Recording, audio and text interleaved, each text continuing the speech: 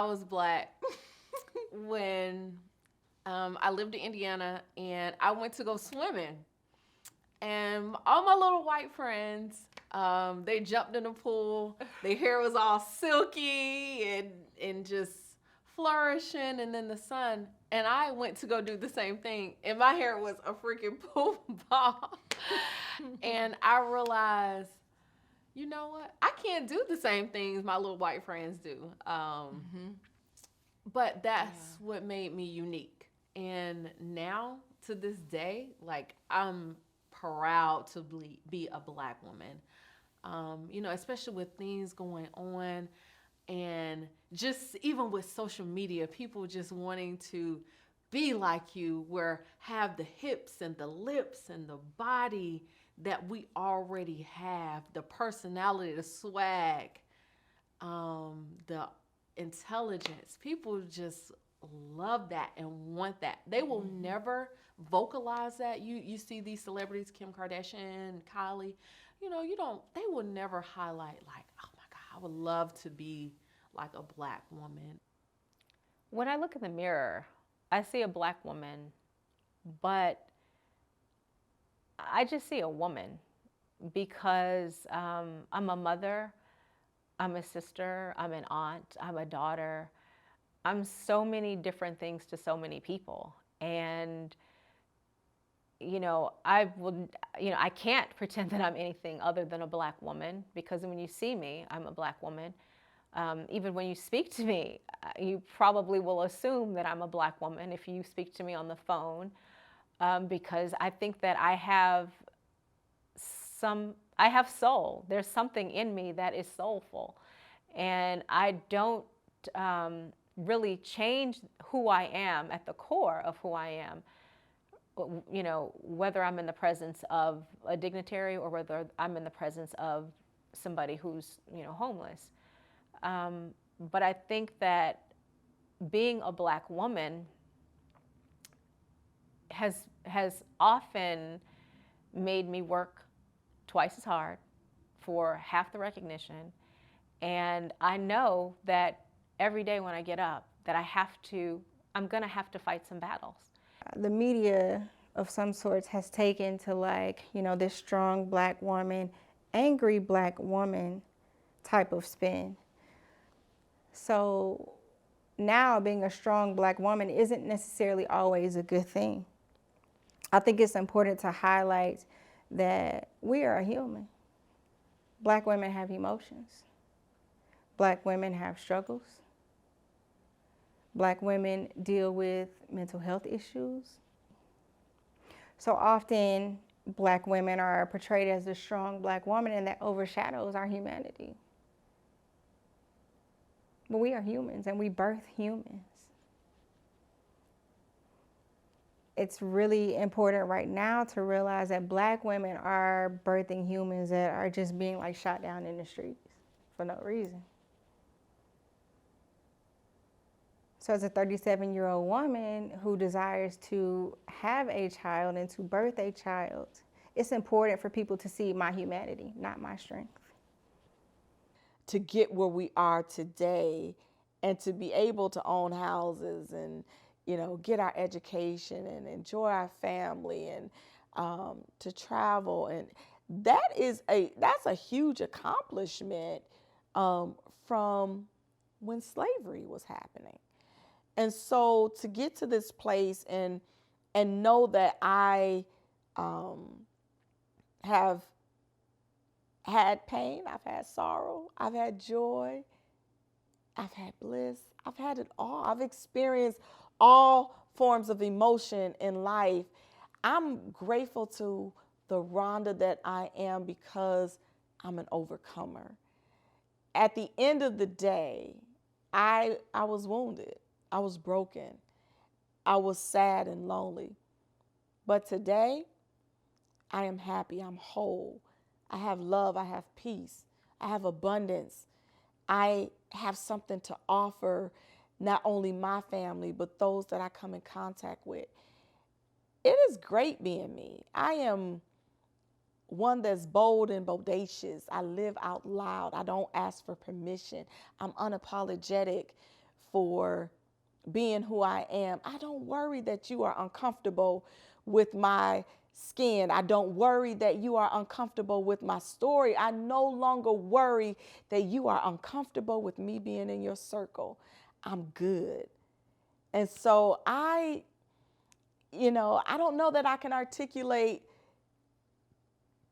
so much of why I love myself, because there was a time that I didn't love myself. And when somebody don't understand why I love myself, that's okay. Ask me. I'll tell you. But at the end of it all, I'm a survivor. I'm an overcomer.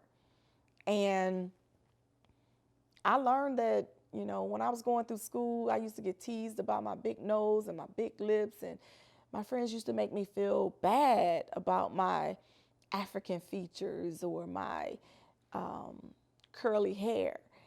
And now I realize those are my best attributes physically.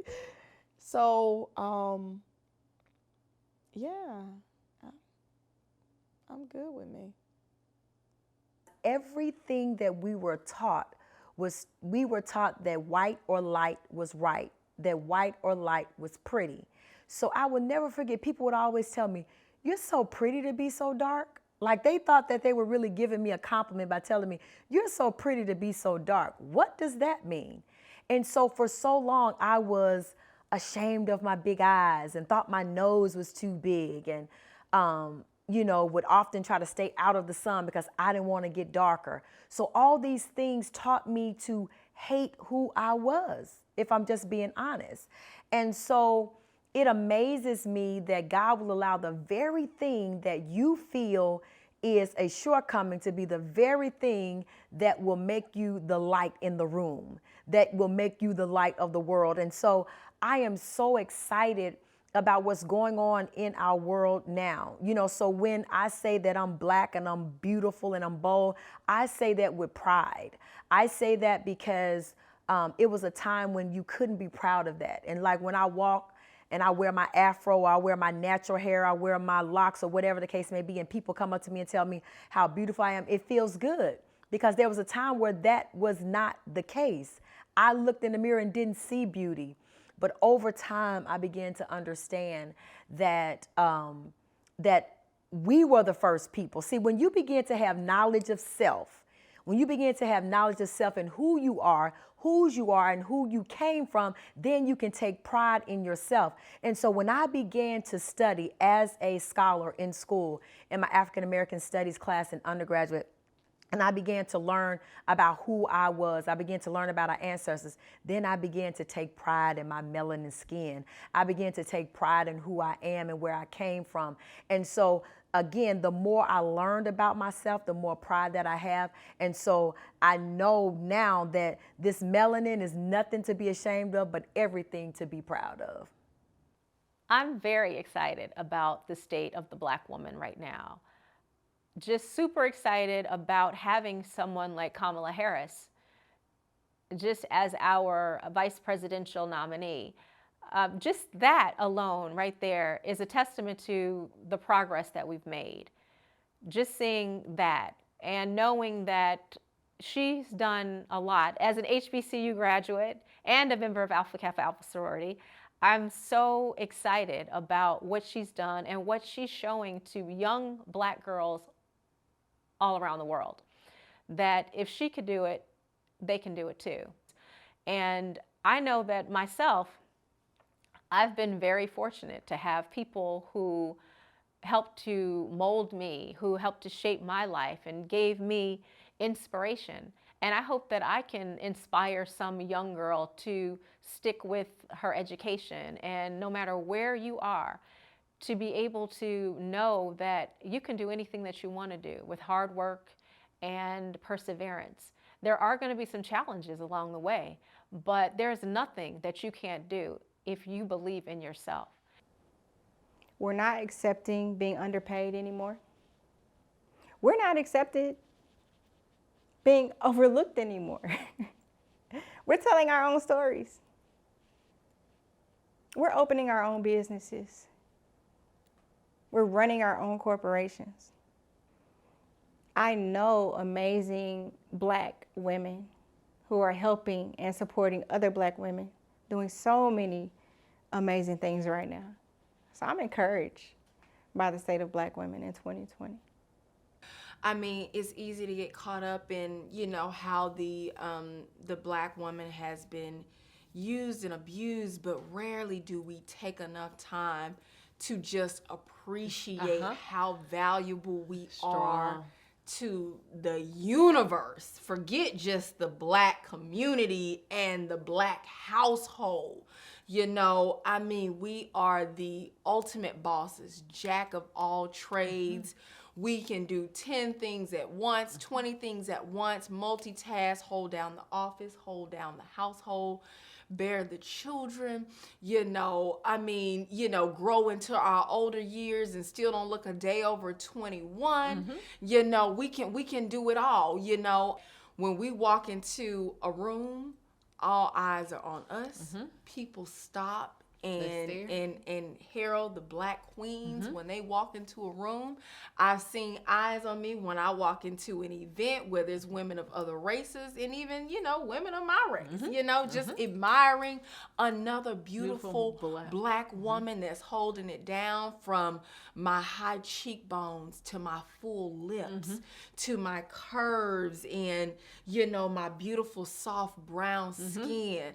I recognize all the beauty that I bring into a black man's life, a man's life, and how I compliment him, my energy, my spirit. It can't be denied. And I love all of that about being a black woman. Ooh, All day, every day. I love that. Ooh.